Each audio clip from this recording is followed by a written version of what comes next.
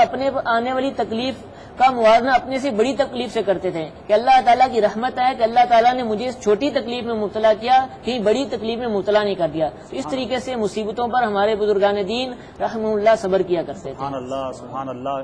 آج ہمیں احادیث کرام، قرآنی آیات اور اب بزرگان دین کے انداز زندگی سے پتہ چل رہا ہے کہ کیسے صبر کے پیکر ہوا کرتے تھے ہمارے بزرگان دین. اور آپ نے اپنی گفتگو میں ایک بڑی پیاری بات ارشاد فرمائی کہ اپنے غموں کو زیادہ نہ سمجھا جائے بلکہ اپنے سے زیادہ غمگین، اپنے سے زیادہ پریشان شخص کی طرف اگر نظر کر لی جائے تو اپنا غم تھوڑا محسوس ہوتا ہے. آقا دو جہاں صلی اللہ تعالی علیہ وسلم نے ایک بڑا پیارا طریقہ غم غلط کرنے کا بتایا. آقا علیہ الصلوۃ والسلام فرماتے ہیں کہ جسے کوئی مصیبت پہنچے اسے چاہیے کہ اپنی مصیبت کے مقابلے میں میری مصیبت یاد کرے کہ بے شک وہ میری مصیبت یعنی جو مجھ پر مصیبتیں ڈھائی گئیں وہ اعظم المصائب یعنی سب مصیبتوں سے بڑھ کر ہے.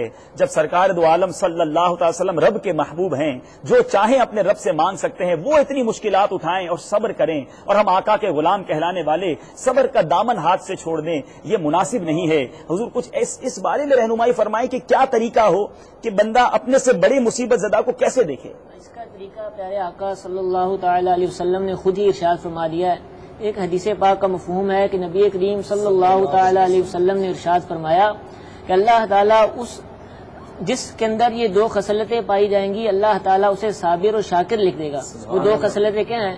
پیارے آقا صلی اللہ علیہ وسلم نے ارشاد فرمایا کہ نیکیوں کے معاملے میں یعنی دین کے معاملے میں اپنے سے برتر کو دیکھے، واہ سبحان اللہ، اور دنیا کے معاملے میں گناہوں کے معاملے میں اپنے سے نیچے والے کو دیکھے، اپنے سے کمتر والے کو دیکھے تو اللہ تعالیٰ اس کو صابر و شاکر لکھ دیتا ہے.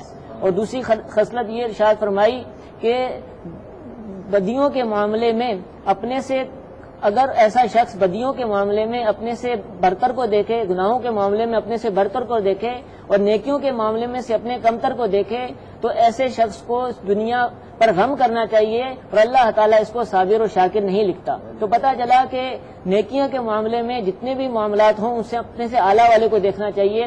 اس حدیث پاک کی شرح کے اندر مفسر شہیر مفتی احمد یار خان علیہ رحمۃ الرحمان فرماتے ہیں کہ ہمیں نیکیوں کے معاملے میں اپنے سے اعلیٰ کو دیکھنا چاہیے. ہمیں اپنے سے اعلیٰ جیسے صحابہ کرام علیہم رضوان کو دیکھنا چاہیے وہ کس قدر نیکیاں کیا کرتے تھے. جس طریقے سے نیکیوں کے معاملے میں اپنے سے اعلیٰ کو دیکھنا چاہیے ایسے ہی مصیبتوں کے معاملے میں بھی اپنے اوپر آنے والی مصیبت سے بڑی مصیبتوں کی طرف دیکھنا چاہیے. مثال کے طور پر اگر کسی کے پیٹ میں درد ہوتا ہے تو اس کو چاہیے کہ زکام میں مبتلا شخص کو دیکھ لے، زکام میں مبتلا شخص والا بخار میں مبتلا شخص والے کو دیکھے. اگر کسی کو کینسر ہے تو وہ ایڈز میں مبتلا شخص کو دیکھے. اگر کسی کو دل کی بیماری ہے تو وہ ایسے شخص کو دیکھے کہ جس کو کینسر بھی ہے، دل کی بیماری بھی ہے. تو مثال کے طور پہ کوئی بھی ہم کو تکلیف ہو، دنیا میں ایسی کوئی تکلیف نہیں ہے کہ جس سے بڑی تکلیف نہیں ہو.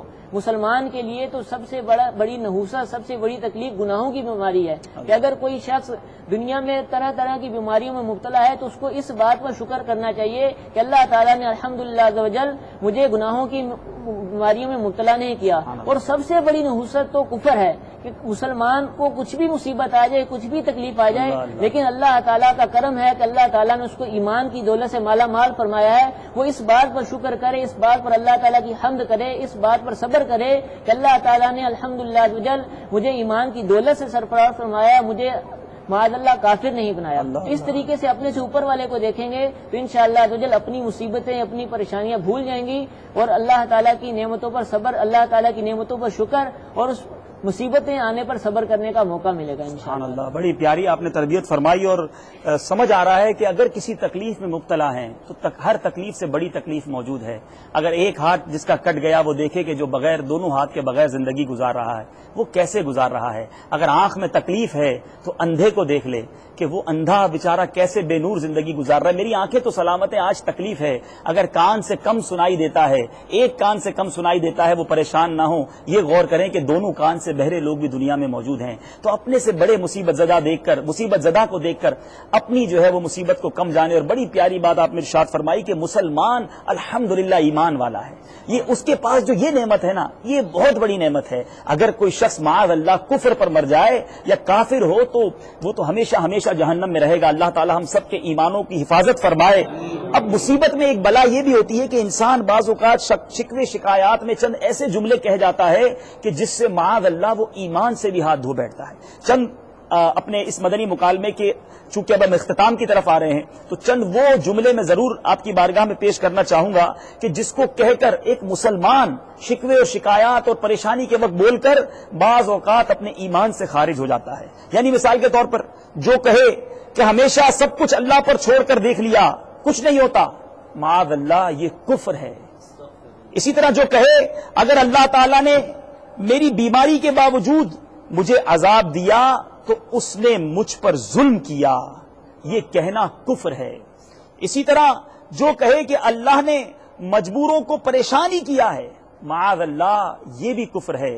اسی طرح میرے پیارے اور محترم اسلامی بھائیوں جو یہ کہے کہ اللہ تعالیٰ نے مجھے دنیا میں کچھ نہیں دیا تو آخر پیدا ہی کیوں کیا ہے، معاذ اللہ یہ اللہ تعالیٰ پر اعتراض ہے، یہ بھی کفر ہے. اسی طرح کسی مسکین نے اپنی محتاجی کو دیکھ کر کہا یا اللہ فلاں بھی تیرا بندہ ہے، اسے تو نے کتنی نعمتیں دے رکھی ہیں اور میں بھی تیرا بندہ ہوں، مجھے کس قدر رنج و تکلیف دیتا ہے، آخر یہ کیا انصاف ہے، معاذ اللہ یہ کہنا بھی کفر ہے.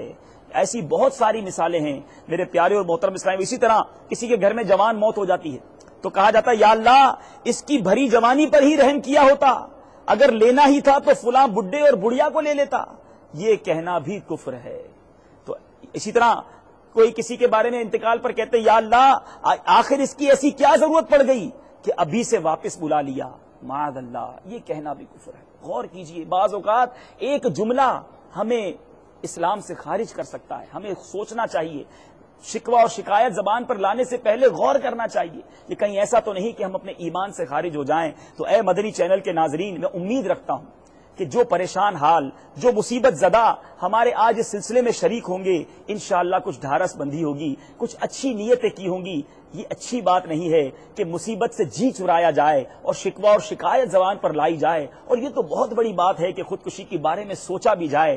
میں یقین کرتا ہوں اور امید رکھتا ہوں کہ اگر مدنی چینل کے ناظرین میں سے کوئی ایسے اسلامی بھائی موجود ہیں جن کا اس طرح کا کوئی ذہن بن رہا تھا تو اب وہ ایسا نہیں کریں گے، بلکہ ہمارے پاس SMS کے ذریعے جو سوالات آتے ہیں اس میں سے ایسا سوال بھی ایک اسلامی بھائی اور پھر اسی طرح ایک اسلامی بہن نے بھی کیا ہے کہ وہ فرماتے ہیں کہ میں خودکشی کرنا چاہتا ہوں کیونکہ جو میرے ساتھ ہوگا وہ مجھ سے برداشت نہیں ہوگا، اس سے بچنے کے لیے میں نے یہ فیصلہ کیا ہے. اسی طرح ایک اسلامی بہن کا میسج آیا ہے کہ میں ایک ایسے گناہ میں مبتلا ہوں جس نے مجھے خودکشی کا راستہ اختیار کرنے پر مجبور کر دیا ہے، میں 5 وقت نماز بھی ادا کرتی ہوں. میں ان دونوں اسلامی بھائی اور اسلامی بہن سے ہاتھ جوڑ کر گزارش کرتا ہوں، آپ نے کہا کہ میرے ساتھ جو ہونے والا ہے وہ مجھ سے برداشت نہیں ہوگا، یقین جانیے دنیا کی پریشانی کچھ نہیں ہے. خدا کی قسم ہم سیکنڈ کے کروڑویں حصے کا بھی جہنم کا عذاب برداشت نہیں کر سکیں گے. یہ دنیا کی پریشانیوں پر صبر کر لیجئے، اپنے رب کے حضور اپنے ہاتھوں کو اٹھا کر تو دیکھیے، اپنے آنسوؤں کو بہا کر تو دیکھیے، وہ پروردگار عالم رحمتوں کے در کھولنے والا ہے. مایوس نہ ہوں. میں امید رکھتا ہوں کہ آج آپ نے قرآن پاک کی آیات سنی، حدیث پاک سنی، اسلاف کے واقعات سنے، انشاءاللہ آپ ایسا نہیں کریں گے. اور اسی کے ساتھ ساتھ میں آپ کو جہنم کے عذاب کے بارے میں بتاتا چلوں. آپ کو ایسا لگ رہا ہے کہ جو اب میرے ساتھ ہوگا وہ مجھ سے برداشت نہیں ہوگا، روایتوں میں آتا ہے کہ جہنمی کو جو سب سے ہلکا عذاب دیا جائے گا یہ وہ عذاب ہے کہ اس کو پیر میں آگ کی جوتیاں پہنا دی جائیں گی اور اس کا دماغ ہنڈیا کی طرح کھول رہا ہوگا اور وہ یہ سمجھے گا کہ مجھے جہنم میں سب سے زیادہ عذاب دیا جا رہا. یہ سب سے ہلکا عذاب جہنم کا میں نے آپ کے سامنے بیان کیا. جو آپ کے ساتھ اب ہونے والا ہے وہ ایسا نہیں ہوگا. اپنے رب پر توکل کیجئے، اس سے مدد مانگیے، انشاءاللہ وہ رب کریم مصیبتوں کو دور کرنے والا ہے، عافیتوں کے در کھولنے والا ہے. تو امید رکھتا ہوں کہ جنہوں نے یہ میسیجز کیے ہیں وہ توبہ کر لیں گے. اور آئیے خودکشی کرنے کا جن کا ذہن بن چکا ان کو ایک مدنی بہار سناتا ہوں کہ ایسا ہی ایک شخص تھا جس کا خودکشی کرنے کا ذہن بن گیا.